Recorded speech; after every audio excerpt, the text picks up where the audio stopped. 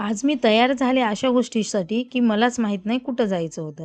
त्यानंतर डायरेक्ट मला यांनी नेलं गणेश रामचंद्र आपटे यांच्या सोन्या-चांदीच्या दुकानी. कारण मलाच माहीत नव्हतं हे मला काहीतरी सरप्राईज देणार आहे एवढंच मला माहीत होतं. तिथं गेल्याच्या नंतर ना असं कळलं, की यांनी मला एक सरप्राईज ठरवलेलं आहे आणि मला ते म्हणाले, "बघ तुला कुठली चांदीची वस्तू वगैरे घ्यायची आहे असं तू मला म्हणत होतीस काही दिवसापूर्वी, तर तुला घ्यायची आहे का? आठव." मग माझं एकदम क्लिक झालं, की मी असं सहज त्यांना म्हणलेलं, की "तुमच्या हातामध्ये जसं चांदीचं कडा आहे ना, तसं मला पण कधी घ्यायचं आहे. बघू कधीतरी घेऊया." तर ते सरप्राईज देण्यासाठी ते मला घेऊन गेले आणि मला एवढं असं एकदम म्हणतात ना आश्चर्य झालं, की मी असं एक्सेप्ट पण केलं नव्हतं, की हां, आज आपल्याला असं सरप्राईज मिळणार आहे. त्यानंतर ना मी एक चॉईस केलं. मग ह्या मॅडम वगैरे बिल वगैरे बनवून देत होत्या आणि अजूनसुद्धा मी थोडी हेच होते, की हां, चला ठीक आहे, मिळते आपल्याला एक वस्तू.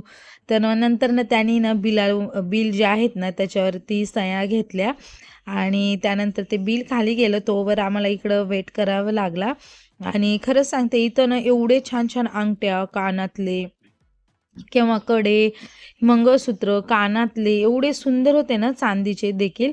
तर ह्या मॅडमनी आम्हाला वस्तू दाखवली आणि ती वस्तू परत त्यांच्या बॅगमध्ये दिली आणि हा आनंद पाहता येत ना चेहऱ्यावरचा माझ्या, मला राहवलंच नाही. मी परत तिथं काढून पाहिलं कारण मला खूप जास्त आवडलं होतं कडं ते. त्यानंतर ना आम्ही निघालो आणि पाऊस खाली चांगलाच चालू होता. त्याच्यामुळे थोड्या वेळ इकडं बसलेलो. तर नवरात्र चालू झालीमुळं ना इकडं सगळं कसं माहिती का ह्यानी एवढं छान डेकोरेशन केलं होतं ना त्यांच्या शॉपला खूप छान केलं होतं.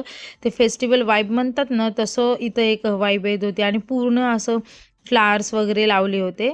बाय द वे ह्यांच्याकडनंच मी सारखं सोनं चांदी घेत असते, पण इकडे मी कोणाची ॲडव्हर्टाइजमेंट करत नाही आहे. तर माझा पर्सनल अनुभव तुम्हाला सांगितला. पाऊस थांबला होता आणि सो मी ते बाहेर येऊन थांबला होता. आणि असा आजचा दिवस माझा गेला आणि फायनली तुम्हाला मी दाखवते बघा किती सुंदर आहे.